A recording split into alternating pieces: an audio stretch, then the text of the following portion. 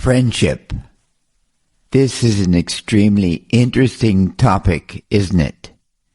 They say that you can judge a man by the quality of his friends.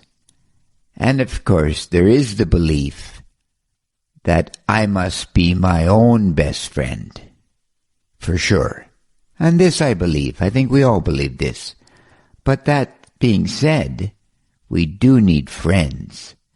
And as we begin life, we have chums when we're quite young, people that we play with, we really enjoy, but these friendships have a tendency to fall away, don't they? After a period of time, perhaps when we graduate from high school, we normally don't see these friends again.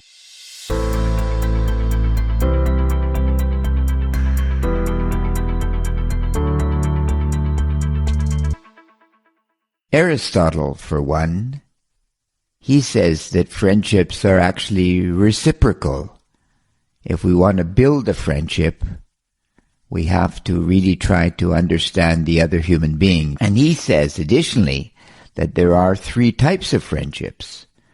The one could be called the utility-based friendship. This is a friend, perhaps the business friend, if you will, reciprocal. You do something for me and I do something for you. You're kind to me and I'm kind to you. Then, of course, we have the pleasure friendship.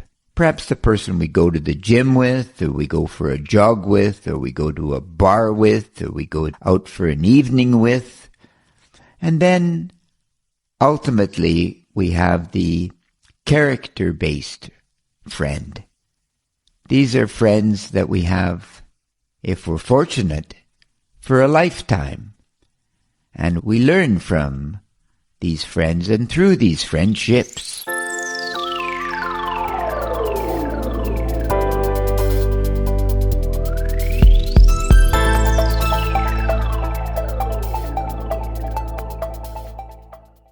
I'm fortunate to have several of these friends. And the one friend that sticks in my mind so often is a friend I've had for over 50 years. And his name is Stanisław Kosz. He's Polish. I met him when I was going to school in Paris over 50 years ago. And we're still friends, I think, because we're similar people. We're both curious about the world. We like to travel. We like to experience new ideas, new thoughts.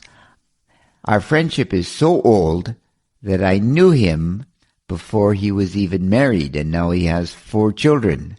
And he knew me before I was married with my 2 children. So we go back a very, very long time. They say that if you have a good friend or friends for a long period of time, you're very, very fortunate.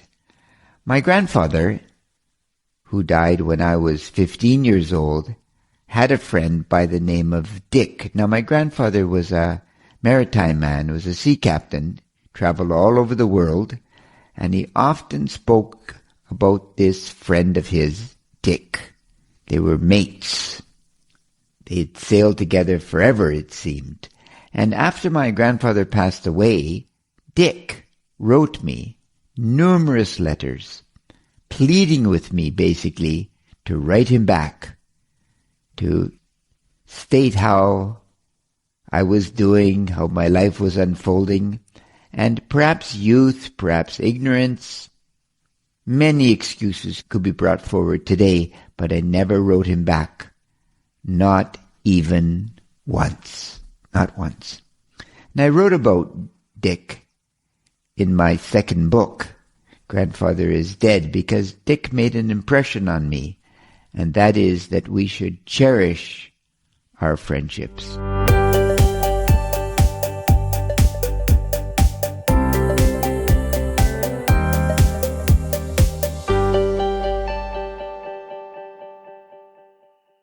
Now you think to yourself, friends actually allow you to break down the solipsistic wall. And yes, it's true that we must be friends with ourselves first, of course. But friends are even closer than your own siblings, your brothers and sister, in my case. Now, in another way, if you're fortunate, which I also am, your siblings also become your friends. And this is a wonderful thing, friendship, most assuredly. It allows us to grow, and I think really to digress for a moment that if we actually had more friends, we were more friends with each other, perhaps we would finally begin to gain control of this concept of war and realize that it is actually very, very pointless. It's going to take us absolutely nowhere. Now, you think to yourself that criminals, for instance, have bad friends. And homeless people also must have bad friends, because obviously if you've ended up in a situation, whatever it is, and you're like your friend, then you can't grow, because your friend should be better than you, I think, and you learn from your friend. He pulls you forward. He allows you to become a better man, a better woman in this world. Therefore, the next time you want to grow, think of your good friends, write to them, talk to them, appreciate them, love them. And you know what they say? Critical thinking is necessary. It's necessary to grow, to develop your friendships. And of course, critical thinking is great. You take care. God bless. Bye-bye.